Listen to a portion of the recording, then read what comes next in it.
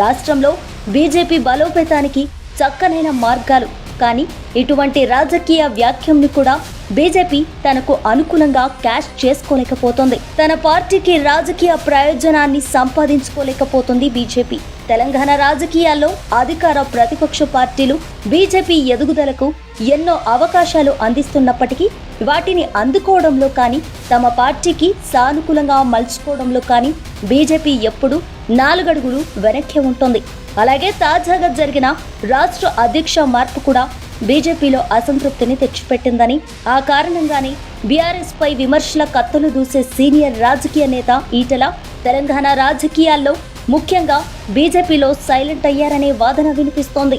ఇలా ఒక్కసారి ఉత్సాహంగా మరోసారి నిరుత్సాహంగా తెలంగాణలో బీజేపీ రాజకీయం చేయడంలో అధిష్టానం హస్తముందా, లేకుంటే రాష్ట్ర స్థాయి నాయకులే టీబీజేపీని ఇంతకు మించి ఎదగనివ్వడం లేదా అనే అనుమానాలు కలుగుతున్నాయి.